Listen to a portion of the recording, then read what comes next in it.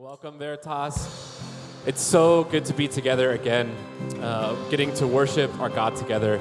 Tuesday nights are my favorite part of the week because I get to be with all of you and I get to watch everyone sing together and worship our God together. Our God knows us, He's good, He loves us, and He is faithful to us. So if you're able, let's stand together now and let's sing to our God.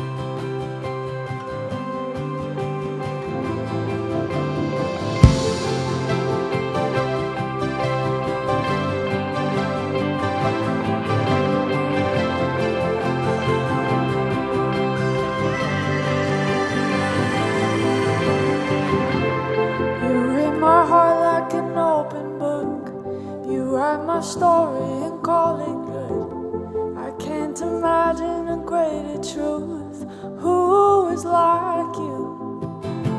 You know what I'm thinking before I ask. You're in my future, you're in my past. It's hard to imagine the way you move. Who is like you? You give my eyes the light to see. You give my lips the words to speak. You give my lungs the air to breathe. You are my everything. You give my soul a song to sing. You give my heart a melody.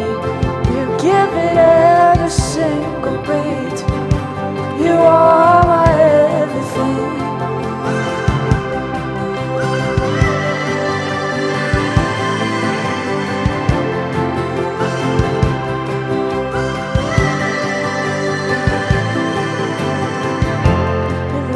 Like sand on 1,000 shores. You give and you give, and still there's more. I can't imagine a greater truth. Who is like you? You give my eyes the light to see. You give my lips the words to speak. You give my soul the soul to breathe. You are my everything. You give my soul a song to sing. You give my heart a melody. You give it every single beat. You are my everything. Jesus, you are my everything.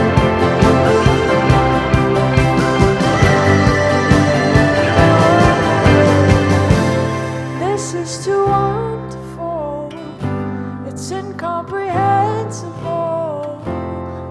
To imagine what I would lose, 'cause I'll never live a day without you.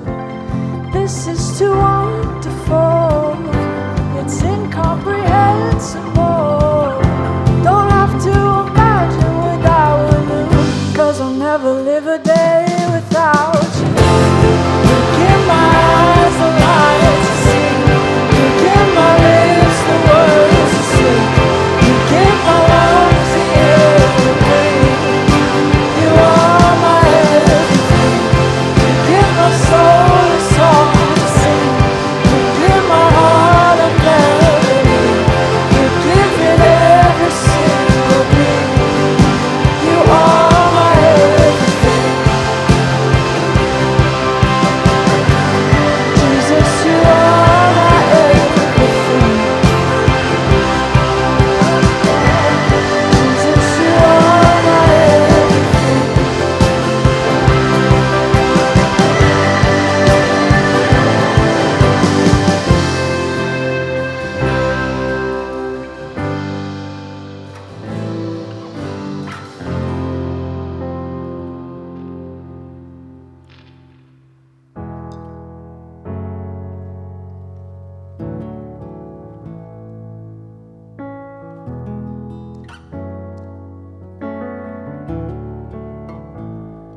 You are Jireh, you are enough.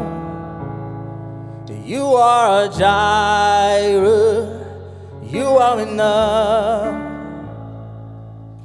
And I will be content in every circumstance. You are Jireh, you are enough. Jireh might be an unfamiliar word if you don't speak ancient Hebrew, the language that the Bible, one of the languages the Bible was originally written in thousands of years ago. But Jireh, it just means provider. And we're singing, you are Jireh, God, you are our provider. And in some sense, that's the story of the whole Bible, right? That God provides.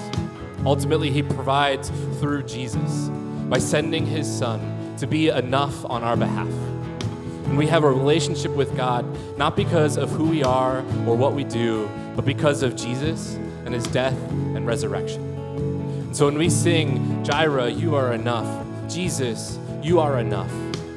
Not us, not me, not you, but Jesus. So let's keep that in mind. Keep that as the heart of our song as we sing. You are Jireh, you are enough. You are Jireh, you are enough. And I will be content in every circumstance. And you are Jireh, you are enough. Forever enough, always enough, more than enough. Yeah, forever enough, always enough. You are more than enough. I'm already loved, I'm already chosen. I know who I am, I know what you've spoken. I'm already loved, more than I could imagine. And that is enough. Oh, I'm already loved, I'm already chosen. I know who I am, I know what you've spoken. I'm in love by you, more than I could even fathom. And that is enough. That's enough. That's enough for me. That is enough. That's enough for me, Jesus. And that is enough. That is enough. And that is enough. And that is enough. And you are enough. And you are enough. And you are enough. Oh, Jesus, you are enough. And you are enough. So I am. Oh, you are. Oh, I am. I said, oh, you are. So I am. You are Jireh. You are enough. You are Jireh. You are enough.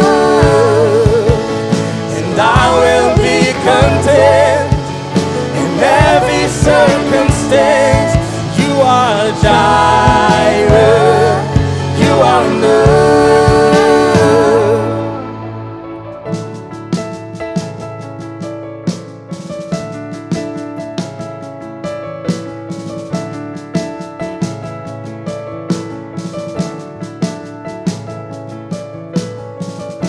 If he dresses the lilies with beauty and splendor, how much more will he clothe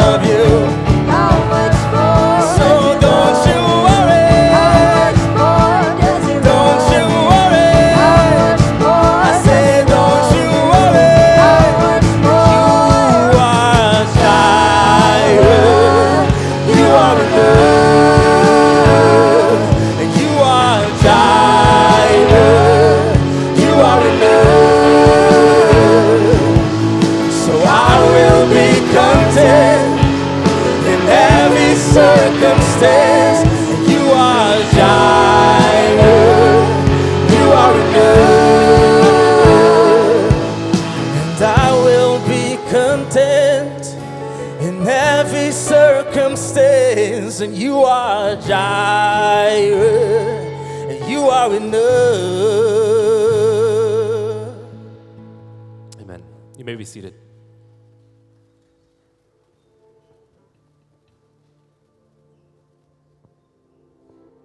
The Lord is my shepherd, I shall not want. He makes me lie down in green pastures. He leads me beside quiet waters. He restores my soul.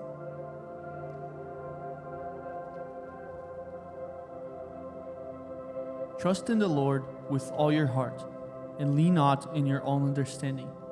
In all your ways submit to him, and he will make your paths straight.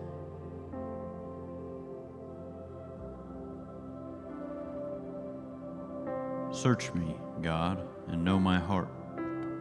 Test me and know my anxious thoughts. See if there is any offensive way in me, and lead me in the way everlasting.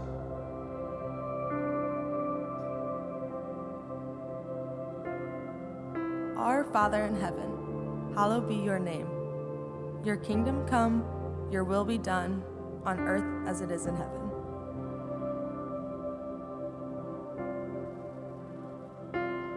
Whom have I in heaven but you? Earth has nothing I desire besides you. My flesh and my heart may fail, but God is the strength of my heart and my portion forever.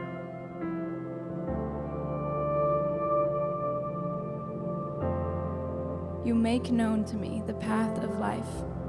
In your presence there is fullness of joy. At your right hand are pleasures forevermore.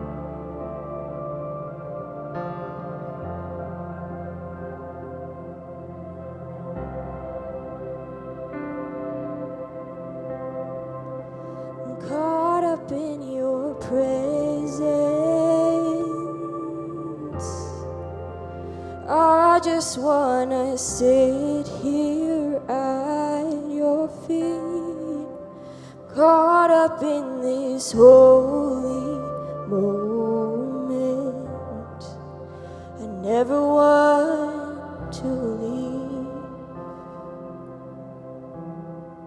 Oh, I'm not here for blessing.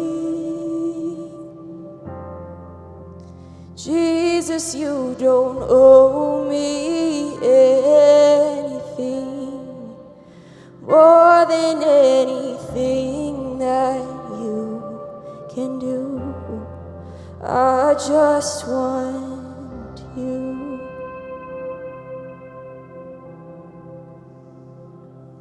I'm sorry when I've just gone through the motions. I'm sorry when I just sang another song. Take me back to where it started. I open up my heart to you. And I'm sorry when I've come with my agenda. I'm sorry when I forgot that you're enough. Take me back to where it started. I open up my heart to you. If you're able, will you please stand with me?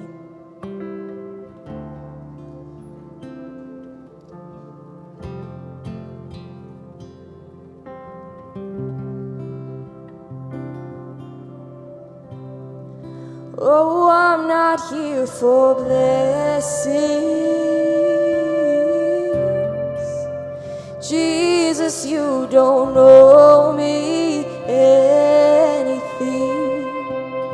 more than anything that you can do. I just want you, nothing else but you. I'm sorry when I I've just gone through the motions. I'm sorry when I just sang another song. Take me back to where we started. I open up my heart to you. It's open, and I'm sorry when I've come with my agenda. I'm sorry when I forgot that you're enough. Take me back to where we started. I open up my heart to you, and I want more of you and nothing else. Nothing else, nothing else will do. I just want you, and nothing else, nothing else, nothing else will do. I just want you, and nothing else, and nothing else, and nothing else will do. I just want you, and nothing else, and nothing else, Jesus, nothing else will do. I just want you, and nothing else, no, nothing, no, nothing else will do. I just want you, and nothing else, and nothing else, nothing else will do. I just want you, and nothing else, nothing else, nothing else will do. I just want you, and nothing else, nothing else, nothing else will do. I just want you, and nothing else, and nothing else, nothing else will do.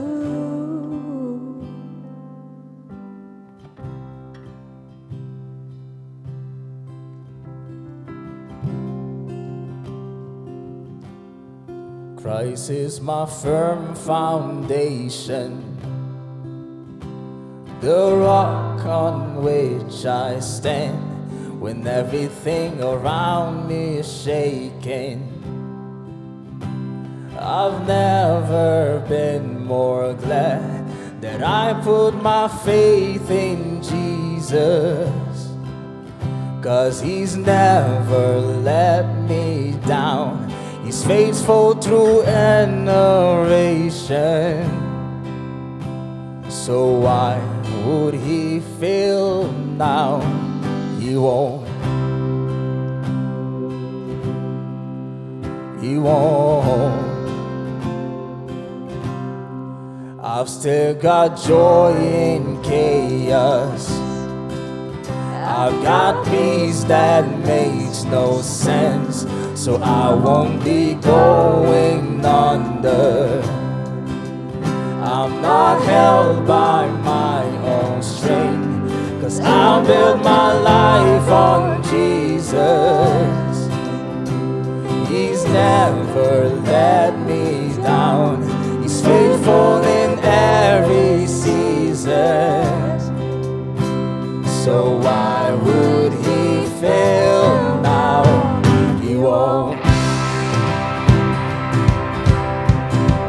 He won't. He won't fail. He won't fail. He won't.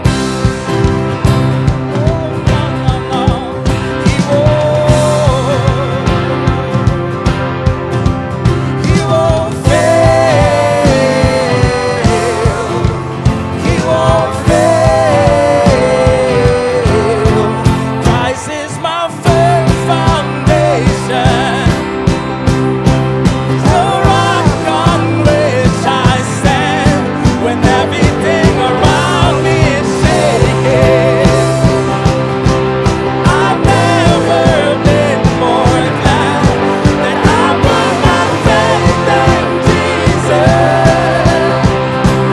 He's never let me down. He's faithful through generations.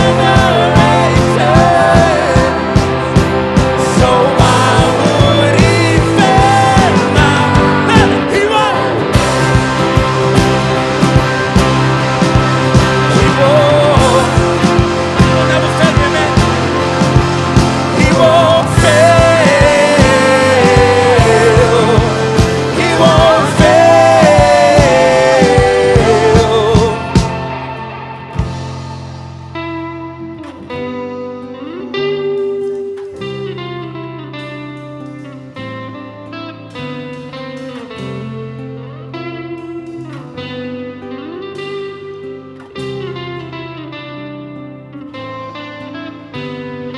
Rain came, wind blew, but my house was built on you.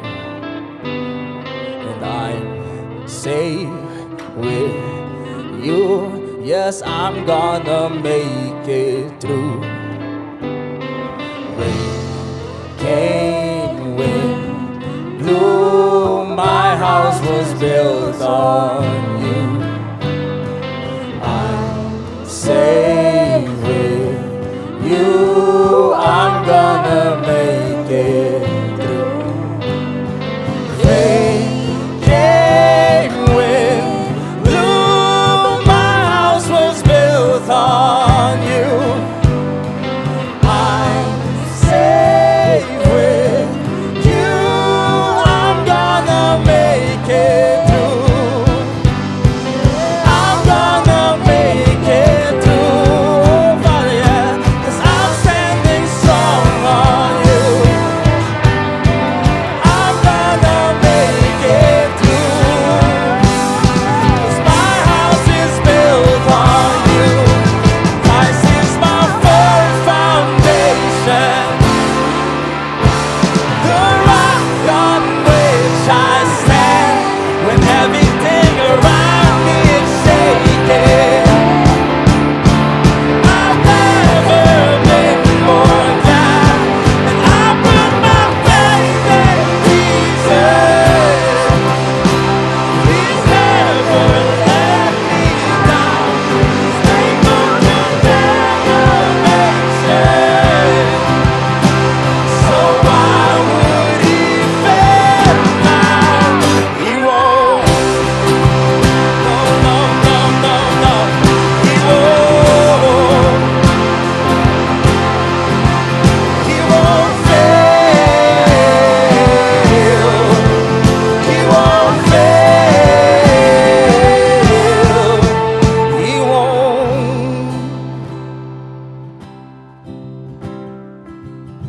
Would you guys pray with me? Lord Jesus, thank you for your faithfulness to us. Even when we don't see it, when we don't feel it, God, you remain faithful to us, even when we are faithless. God, thank you for the gift of faith that you give to us. I pray that you would continue to give that generously to us, so that that we can follow you, submit to you. Lord Jesus, thank you, for being faithful when we're not. I pray that you continue to draw us near, remind us of what is true and what is worth living for. It's in your name that we pray. Amen. You guys can take a seat. Lights, hey, there we go. How's everybody doing? Yeah, good? Man, there are a lot of new faces out there, which is super exciting, but that probably also means that I need to introduce myself. If we've not met before, my name is Davis. I am on staff here at Veritas. Thank you. Somebody's excited I'm here. Oh, no, please stop. I belong here. So do you. But I say that I've been on staff here for 5 years, I'm on staff here, and I realized the other day that that has been for almost 5 years now, which might not be that crazy to you if you don't know me, but that's really crazy to me because like this, being up here talking to you guys on staff at a church is like not at all how I planned for my life to go. I came to Mizzou from Indiana with 2 plans. The first was to follow a girl, which I'm not giving as like life advice. That usually doesn't work out, but thankfully that went according to plan. That's why I have a ring on. And we got married. Her name's Emily. She's wonderful. But my other plan was to become a journalist. And that plan lasted about as long as one J-School class because I started and I was like, oh, this is what I'm signing up for. And so by sophomore year, I had changed my major. And then a week later, I had changed my major again. And then junior year, I changed my major one more time. And I ended up in Stratcom, which is like journalism if you want to actually make a living for yourself. It's where you go to make the money. It's the only way you can do it. It's a dying industry. But I ended up in Stratcom, and I was loving it. I was going to go be a writer at an ad agency, which was awesome until I took an internship as a writer at an ad agency and realized, man, I kind of hate this too. Like, this is not what I want to be doing. And so there I am going into my senior year with like no plan. I don't know if any of you are seniors. I hope you have a better direction than I did at the time. But it wasn't until I had a friend come to me my senior year who said, hey, this is maybe totally out of the blue, but I've noticed something about you. And that's that you are most alive, you are most excited, you're most happy when you're doing ministry, when you're talking to people about Jesus, when you're leading a high school small group, when you're in Japan doing a mission trip over the summer. And that was like flooring to me because like I liked Jesus. I came in to college and I got involved at Veritas and I was following Jesus, but like I wouldn't say it was part of like my identity. And so I prayed on it for a really long time and I realized like, man, I think this person's right. Like I think that I want to do ministry. And so I came to Kyle, who's a co-director here, and I was like, any chance you have a job for me? And thankfully, he was like, yeah, we could probably find you one of those. So then, the hard part, because Emily was a year older than me, she had already moved back to Indiana, and she had a job there. She was looking for an apartment for us. And so I came to her and was like, what if instead you move back to Columbia, a place that you've told me you don't want to live at all? And instead of making ad agency money, I make college ministry money. And we live here and we do this. And so that was like not at all our plans for life. But it ended up being so much better than we had imagined. It was stressful in the moment, but it actually ended up being better for us because now we're here and we love it. We love this place. We love this city. We love this church. We love our friends. She loves her job at Veterans United, and like getting to do this with you guys is like one of the greatest joys of my life. I love it here. So nothing in my life, as far as college went at least, went according to plan, but that was actually for the better. And so I think maybe you can't relate to being a journalism student and then changing your major a bunch and then ending up in ministry, but you can relate to having plans in your life. Like even if you're not the 5-year plan kind of person, I guarantee you have plans for your life. Maybe they're just as simple as like, I want to be comfortable.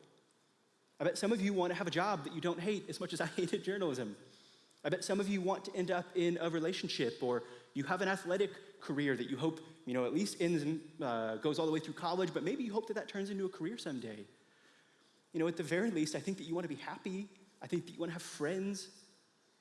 I think we have all sorts of hopes and plans for life. But I think you can probably also relate to me in knowing that life does not always go according to plan. There are plenty of things in life that don't turn out the way that we had hoped. And sometimes that's really devastating. But sometimes that's actually for the better. And so if you don't know, we are studying the Gospel of Mark all semester here at Veritas. And tonight we're going to look at 2 stories. We're going to look at stories of people whose lives are not going the way that they had hoped. And so they take those plans that have fallen apart to Jesus and they say, can you help? Jesus, can you help get our lives back on track? And spoiler alert, just to know where we're going we're going to find that Jesus gives them even more than they can imagine when they take those plans to him. So let's go ahead and jump in. Mark 5, verse 21. It says, and when Jesus had crossed again in the boat to the other side, a great crowd gathered about him, and he was beside the sea. Then came one of the rulers of a synagogue, Jairus by name. And seeing him, he fell at his feet when Jairus saw Jesus and implored him, earnestly saying, my little daughter is at the point of death. Come and lay your hands on her so that she may be made well and live. And so it's kind of an interesting scene we have here because for the first part, we get Jairus' name, which was not typical. Mark did not give us many names in his gospel, but I think Mark wanted us to know who Jairus was because Jairus was a religious leader. And back then, that was a position that had a lot of status. It came with some wealth. At the very least, he was a guy that people knew about, that they respected.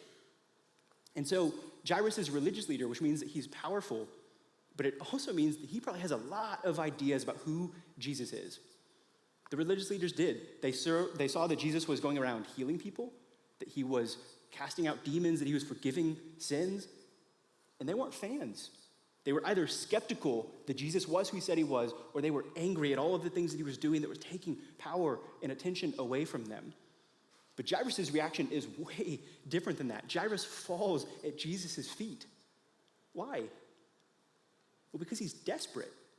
Because his daughter is dying and no status or title or wealth is going to save her. And so he brings these plans that have fallen apart in his life, that are unraveling right in front of him. And he brings them to Jesus and says, can you please help? Can you help me? Can you help my daughter? Can you help us get back to what we want in life? And so what do we see Jesus' response is? Continuing in verse 24. And he went with him. Jesus says, yes. And a great crowd thronged about him. So we see Jesus say yes to Jairus. Can you imagine the relief? Jairus' daughter is dying. Everything that he had hoped and planned for her is falling apart right in front of him. And so he takes it to the one person that he thinks can help him. And Jesus is like, yeah, we can do it. Let's go. And so they go. But then there's this big crowd that is swarming around them. And then, out of nowhere, we're introduced to a woman. And she comes to Jesus with the same thing. She is also struggling. Her life is also not going the way that she had hoped. And she brings it to Jesus hoping for help. But rather than read the verses, I want to show you a clip. It's from The Chosen. It's a show about Jesus' life and ministry. And I think it does like a really good job of showing this scene with the woman. So let's go ahead and watch. Now. Sorry. Trying more. Oh, please, just a moment. Just start.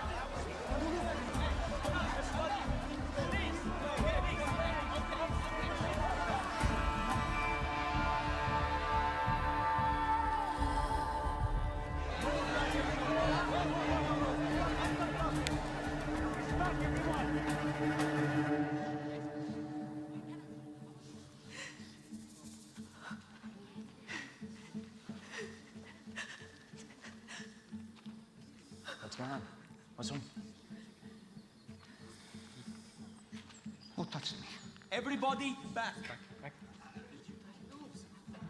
They all have. Someone touched me. I felt that power went out of me.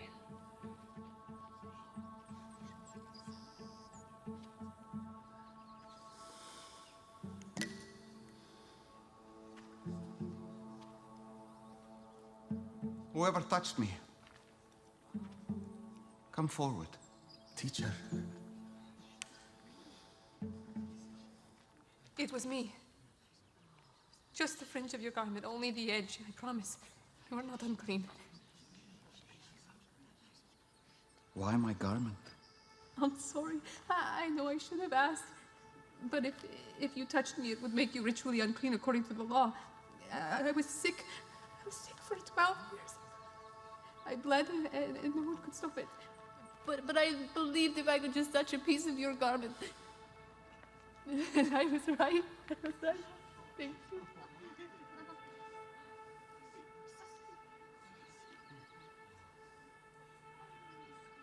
Who told you I could heal? A man from the pool. And he was right. The blood has ceased.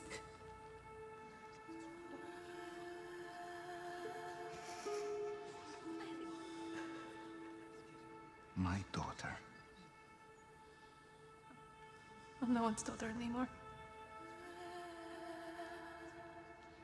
Look up.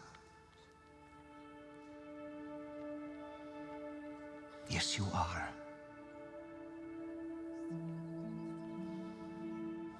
Daughter. It wasn't my piece of clothing that healed you. But it was instant. I felt it right away. I know, but it wasn't this. It was your faith.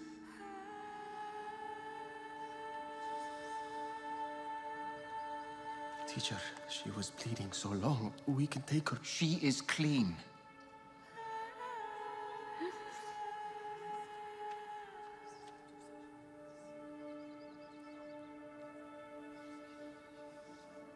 You have blessed me today.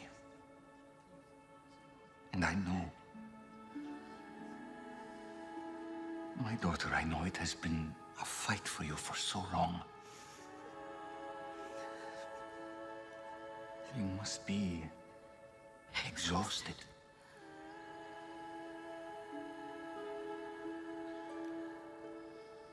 Go now in peace. Your faith has made you well. I wish I could stay here longer, but I have business to attend to. Someone else has faith like yours. Man, that scene is beautiful. So we have a woman who, like Jairus, comes to Jesus. Her life is not going the way that she had hoped. In fact, it's the opposite. It is in shambles. But unlike Jairus, it wasn't an emergency because this woman had been suffering for a long time. And I can't help but watch that clip and think about you guys. Because I know that there are some of you out there, in a room this size, certainly, there are some of you out there who are going through really hard things. Facing things like depression, facing things like crippling anxiety, facing things like self-doubt or even self-hatred or body dysmorphia, facing things like utter loneliness. You are suffering, and maybe you have been for a really long time. This woman certainly was. And so she comes to Jesus and says, hey, can you heal me? Can you help me? I need you, Jesus. And he graciously says, yes, he heals her instantly. But the woman, after getting what she wants most, has one more thing, because Jesus doesn't leave. Jesus wants even more for her. Jesus wants to look her in the face, and he wants to say, daughter, your faith has made you well. Go in peace. And Jesus actually says, your faith has made you well. Go in peace and be healed. Like the healing, the thing that she wanted most, because Jesus knew how much she wanted it. The thing she wanted most, though, was an addition to her finding Jesus. He doesn't say it outright, but what Jesus is communicating here is that he didn't want this woman to come looking for something from him and miss him. It's a bold claim. If we really think about it, it's a bold claim for Jesus to say that after everything this woman has been through, after she gets what she's looking for Jesus to be more than that, for him to be better, for him to be more worth it than her getting the thing she wanted. Like, that's a really bold claim. What is it about Jesus that lets him say that? I don't want to just give you an answer because I think that's something that's worth wrestling with. It's such a beautiful scene that every time I watch it, I get really sucked into it. And to be honest, I kind of forget about Jairus. Remember Jairus? So we started talking tonight about how we reminded of Jairus. Well, his servants come and they give him some news. She's dead. Jairus, your daughter's dead. You guys are too late. Can you imagine the thoughts going through Jairus' head? Jesus, why? We were on the way. What are you doing? Jesus, do you not know how badly this is going to hurt me? Do you not know how badly I wanted to help her? Jesus, maybe you're not good in the first place. Maybe you don't actually know what's best for me. And yet, in all of that darkness, in the very middle of that, look at what Jesus says to Jairus. He says, don't be afraid. Just have faith. What? Like, Jesus, what are you talking about, man? She's dead. The time for faith is past. The time for faith is when she was living, when you could still give me what I wanted. Why would I follow you? We were on the way, and then you blew it, and now I am back to despair. The thing that I wanted most in life, I don't have anymore because of you, Jesus. Why would I keep following you? But Jesus says, come on, trust me, just keep following me. It continues, verse 38. It says, they came to the house of the ruler of the synagogue, so that's Jairus' house, and Jesus saw a commotion, people weeping and wailing loudly. And when he entered, he said to them, why are you making a commotion and weeping? The child is not dead, but sleeping. And they laughed at him. So Jesus walks into this house where a girl has just died and says, what are we all crying about? She's just sleeping. And their response is to laugh at him. They're like, dude, you are crazy. Do you not see what's happening here? Let's hold on that slide for a second. They say, Jesus, do you not see what's happening here? This girl has died. Our time for faith in you is over. But here's the thing. They were all, everybody in that room, Jairus and all of his servants, they were all missing something. Because Jairus had come to Jesus with a plan. It wasn't a bad plan. He wanted to save his daughter's life. There's nothing wrong with that. But Jairus was so concerned with getting Jesus on board with his plan that he could not see that Jesus' plan was better for him. And so it continues. It says, but he put them all outside and took the child's father and mother and those who were with him. He went in where the child was. Taking her by the hand, he said to her, Talitha kumai, which means, little girl, I say to you, arise. Keeps going. And immediately the girl got up and began walking, for she was 12 years of age, and they were immediately overcome with amazement. Jesus' plan for Jairus' daughter, was better than anything Jairus could have imagined for her.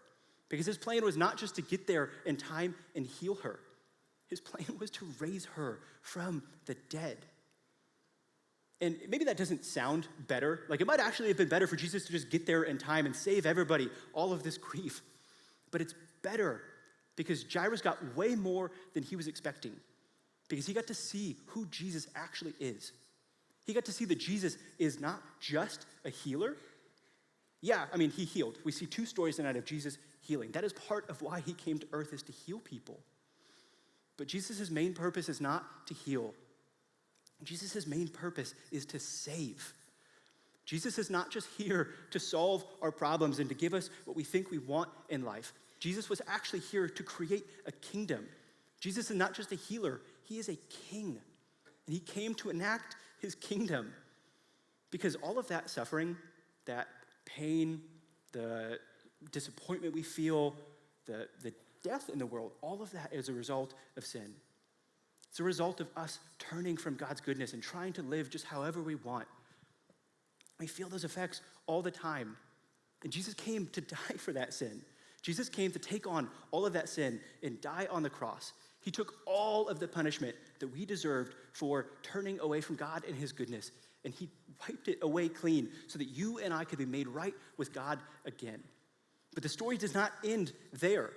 The Bible ends when Jesus comes back someday, because after Jesus died on the cross, he rose from the dead, just like he did with that little girl. Then he ascended to heaven, and he said, someday I'm going to come back, and I'm going to make a new heaven and a new earth, and I am going to heal everything. There's not going to be any more sorrow. There's not going to be any more pain or disappointment or death. Jesus is going to reign as king forever. And Jesus is the source of all joy. He is the source of all happiness. He's the source of all goodness in the world. And so Jairus got a glimpse of what it is going to be like when Jesus is reigning as king, when everything has been made right again, and we get to enjoy Jesus forever. Because everybody who puts their faith in Jesus, he says he's going to come back, and someday he is going to say, rise, just like he did with that little girl. That is Jesus' plan for his people. That is Jesus' better plan. And Jairus got to see that. But it wasn't until Jairus stopped trying to force Jesus into his plans and instead chose to follow Jesus that he got that plan. Jesus' plans are better for us. And so I want to ask a question. Whose plans do you want to follow? Yours or Jesus's? I think it's a hard question to answer because Jesus says that his plan is better, but I don't know if I fully believe him. You know, I want what Jesus is offering. I want to be there in his kingdom. I want to live in a world where everything's been made right and I get to enjoy Jesus and his goodness forever. But like my plan still sounds pretty good. There's all sorts of things I don't want to give up to follow Jesus. You know, like what about that relationship that I've just been waiting forever for? Or what about that job that I've spent my entire life working towards? Or what about those friendships that I've just been desperately trying to gain? Or what about my health? Like, what if those things aren't part of Jesus' plans for me? Is he still good? Is his plan still better? I can't answer those questions for you. But I do know that someday we are going to have to answer that question. It's an or question. Follow your plans or follow Jesus's. We can't follow both because at some point they are going to diverge.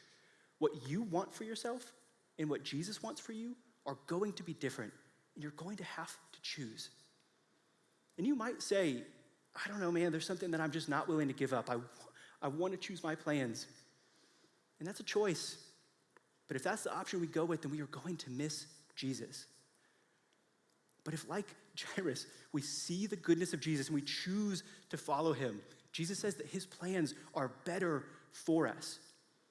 And so I want to spend the rest of our time tonight talking about what it actually looks like to follow Jesus, because I know some of us might be new and we might not know what we mean when we say that, but if we want to trust that Jesus' plan is better for us, if we want to gain what Jesus is offering, then we need to learn how to follow him like Jairus did.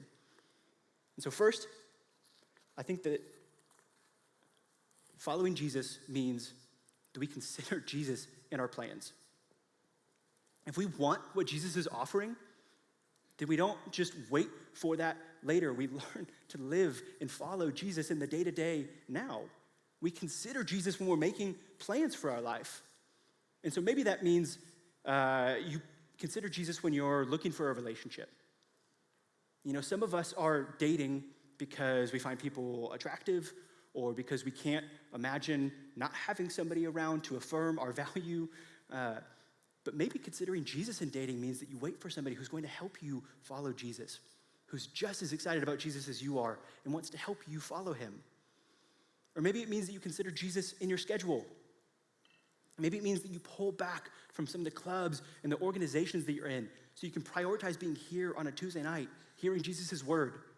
Or you can be free to join a small group or a connection group or come to a Veritas study. Or maybe for some of you older students, it means considering Jesus when you go to figure out where you're going to live and where you're going to work. I have watched a lot of students over the years graduate and then move somewhere for a job with the full intention of following Jesus. It's like their number one goal. But then they get there and they realize that there's not a church for them. There's not somewhere that they can end up following Jesus. And so way sooner than they think is going to happen, they're not following Jesus anymore. And so maybe considering Jesus in your job means that you look for a job somewhere where there is a church full of people who are going to help you follow Jesus. If we want to follow Jesus, that's going to change how we live our lives. It's going to change how we make decisions. I think another thing that it's going to mean for us, it means trusting Jesus even when everyone around us isn't, even when others don't. Because following Jesus, it's not going to win you a popularity contest. I don't know if you've looked around a college campus, but Jesus is not the most popular way to live. Following Jesus is not the most popular way that we can live our lives. But if we trust that Jesus is good and that his plans are better for our life, then even if we are the only person in our fraternity house, or we are the only person in our family, or we're the only person on our dorm floor or in our classes or at our job who's following Jesus, we are still going to trust him. Even when it means that we're making different decisions than other people. Even when, like Jairus' attendants, people are laughing at us. They're like, man, do you really believe that that's true? Yeah, I do. It's okay if you don't, but I'm going to keep trusting. I'm not going to be swayed by the fact that nobody else around me is, because I trust that Jesus' plans are better for me. Lastly, I think following Jesus means trusting him even when you can't see what he's up to. I think this is a lot of our stories here. I think a lot of us are trying to follow Jesus, but he is not giving us what we want. He is not doing what we think he should be. Kyle last week shared a bunch of stories of people who started following Jesus and whose lives were radically changed. I mean, like, they're genuinely such good stories of people being pulled out of depression, of people finding their community, finding joy in Jesus. Those stories are amazing, and they give me hope that Jesus' promises are true and worth following. But I know that for every one of those stories, one of you has a story where you're still waiting, where you don't know why Jesus has you going through what you're going through, or why he hasn't given you that thing that you think is good, that you think is going to help you follow him, but he's just not giving it to you. People who are trying to follow Jesus, but then they end up in a breakup. Somebody who they thought they were going to spend their entire life with says that they want to move on. Or people who are dealing with depression. They're watching people get pulled out of depression, but they are still in the pits of it. Or you're trying to faithfully follow Jesus when you get the call from your parents that they're deciding to split up, or that your friend has been diagnosed with cancer. All of those are stories that I know of in this room. And if I could just be like perfectly candid with you, it is entirely possible that you and I could meet up and you could tell me your story, you could describe what you're going through, and my response to you might be, I don't know. I have no clue why Jesus is letting you go through that. I have no clue why he's not taking that thing away or giving you that thing that you've been waiting so long for. I don't know. But just like Jairus had to learn, we need to learn that Jesus' goodness, his good plans, the fact that they are better for us, it's not dependent on what you and I can see. It's dependent on who Jesus is. It's dependent on Jesus being who he said he was and doing what he said he would do. In the Bible, over and over and over again, tells us that Jesus is faithful, that he keeps his promises, and that he is good. Jesus' promises are not dependent on what you and I can see right now in the moment. If that was the case, I probably would have stopped following Jesus a long time ago. Honestly, for the first couple years of me following Jesus, I was wrestling with an eating disorder. I was so unhappy with myself, with the way that I thought people perceived me. I just wanted it to be over. And I was watching Jesus do crazy things in other people's lives, and I was so jealous. But I had to learn that it wasn't that I needed to be taken out of that situation to know that Jesus was good, that Jesus was good despite all of that, because it wasn't dependent on what I could see, it was dependent on who he is. And the Bible is very clear that Jesus is good and worth trusting. So I want to ask that question one last time. Music team, you guys can come back up. Whose plans do you want to follow? Yours or Jesus's? Some of us have asked that question before. Maybe we came into tonight thinking that we knew the answer. But then maybe we're realizing that there's something that we're holding on to that we don't want to give up. Maybe we're not quite ready to follow Jesus. Some of us are asking that question for the very first time tonight. And if that's you, I don't think it's an accident that you're here. I am so glad that you are here asking that question, because I don't think that we're alone in asking that question. One of the coolest things about doing college ministry right now is when we look out over the nation, we see college students everywhere starting to ask that question, wrestling with whether they're just going to run in their lane and get what they want out of life, or if they are going to follow Jesus. So Passion Music, they're going to be here next week, which is so exciting. We're very grateful for the opportunity. But they started their tour last week at an event called Unite Auburn. And 2,000 college students gathered to worship Jesus. 2,000 students in a room singing a lot like we did tonight. Some of the same songs, honestly. And they were hearing of Jesus' goodness through music and through teaching. And they responded, because after that worship set was over, they didn't leave. In fact, one of them said, hey, I think I'm ready to answer that question. I want to follow Jesus, and I want to be baptized. And that kind of started a chain reaction where multiple people were like, yeah, I think I want to get baptized too. And so all of a sudden, there's like this sea of people who are ready to be baptized, who want to publicly declare that Jesus is king in their life, that they are all in. And so they end up walking like a mile to this lake. It wasn't close. It wasn't an easy thing. Like, they were committed to it. They're like, we're going to get baptized right now because we see Jesus' goodness, we trust in his plans, and we want to commit to him. So I think we have some pictures of that. Here's a crowd of people, hundreds of students cheering these students on because they know that Jesus is good, and they are celebrating that these students are committing to him. Next picture. Just keep them going. All of these students choosing to go all in on Jesus. Okay, stop on this one. This is my favorite one. This is a group of fraternity guys. The guy who's being baptized on the right there was the first one who said, yeah, I think I want to be baptized. But then all of his buddies were like, all right, man, if you're all in on Jesus, like, we've kind of been feeling it too, like, we're all in too. So they all get baptized together. It is incredible. But this is not just happening out there. This is happening right here too. I think we have one more picture.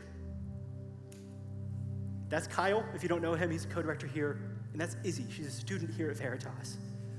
Hard for me not to get emotional looking at that picture. But this was just the other week out at the pond here. Izzy's a student who, just like you, had questions for Jesus. Just like you, had hopes and plans for her life that she knew that she maybe was going to have to let go of if she started following Jesus. But she started coming around to Veritas. She started to get to know people. And she tasted of Jesus' goodness and said, I'm all in. I want people to know it. I am all in on Jesus, no matter what that means for my life. No matter what I have to give up, I want to commit to Jesus. So what's holding you back from committing to Jesus? From going all in? Is it questions you have? Is it a thing that you're holding on to that you just can't imagine giving up? I don't know what it is for you, but the good news is you don't have to have it all figured out. You can take it step by step. Maybe this is the first time you've ever thought about this. And so maybe your step is just coming back next week to hear more about Jesus. Maybe you've been with us all semester, and it's time that you commit to coming to Camp Veritas with us. Come spend a weekend getting to know other people who are trying to follow Jesus, who can encourage you as you start to wonder more and more what it would look like for you to follow Jesus in your life. I don't know what it is that's holding you back from following Jesus, but I do know that he is good. I do know that his plans are better for our lives. And I know from personal experience of 10 years now of following Jesus, that even in the midst of all of my questions, even in the midst of having things that I don't want to give up, that Jesus is asking me that are not part of his plans for me, I know that he is good. So let me pray for us that you would know that too.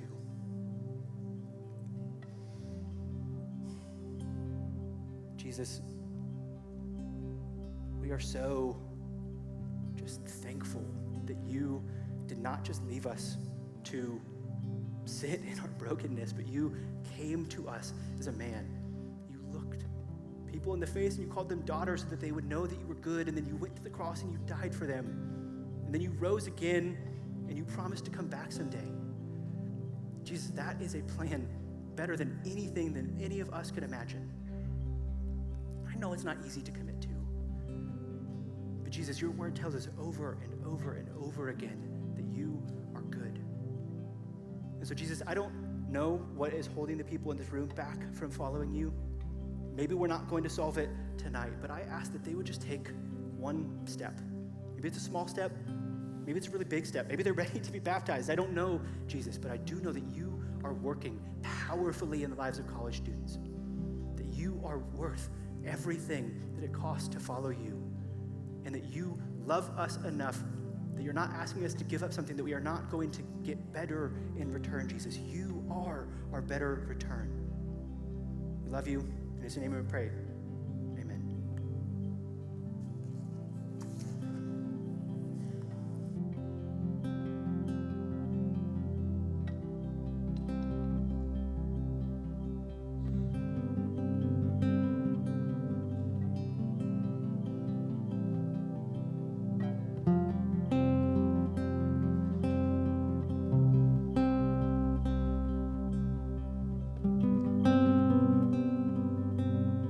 If you're able, will you please stand with me?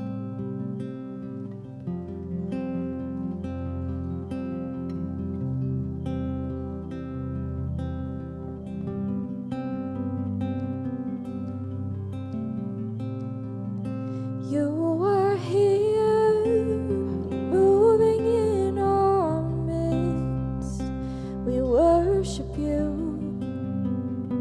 We worship you. You are here, working in this place. We worship you. We worship you. 'Cause you are a way maker, miracle worker, promise keeper, light in the darkness, my God, that is who you are. You are way maker, miracle worker, promise keeper, light in the darkness, my God, that is who you are. You are here, you're touching every heart.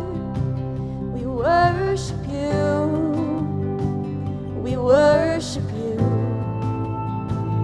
You are here. You're healing every heart. We worship you. We worship you. You are here. You're turning lives around. We worship you. We worship you. You are here and you're mending every heart. We worship you. We worship you. You are a way maker, miracle worker, promise keeper, light in the darkness, my God, that is who you are. You are a way maker, miracle worker, promise keeper, light in the darkness, my God, that is who you are. That is who you are. And that is who you are. And that is who you are. And that is who you are. And that is who you are. And that is who you are. And that is who you are. And that is who you are.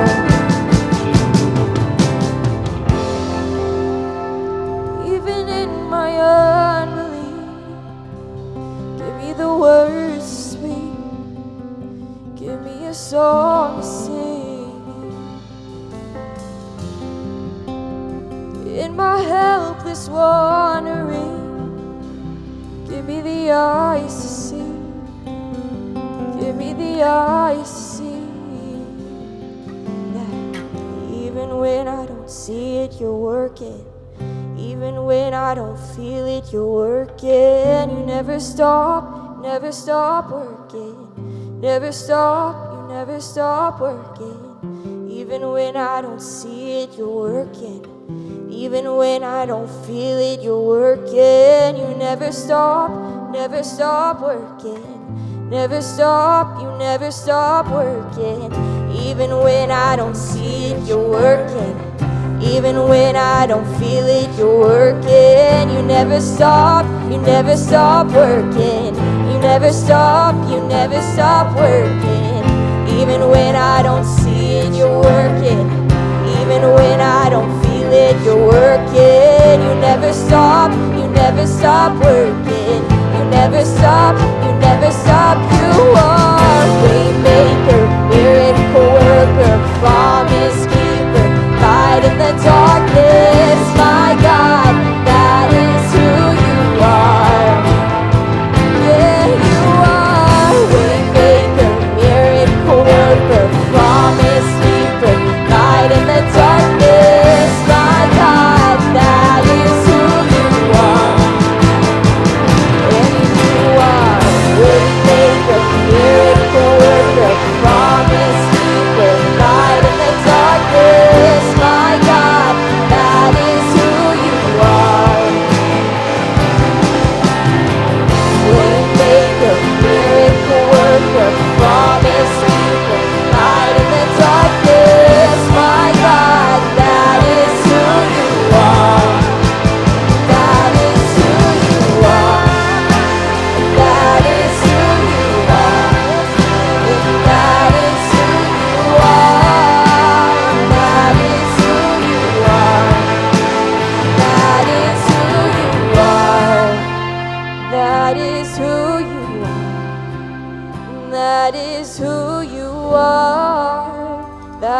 is who you are.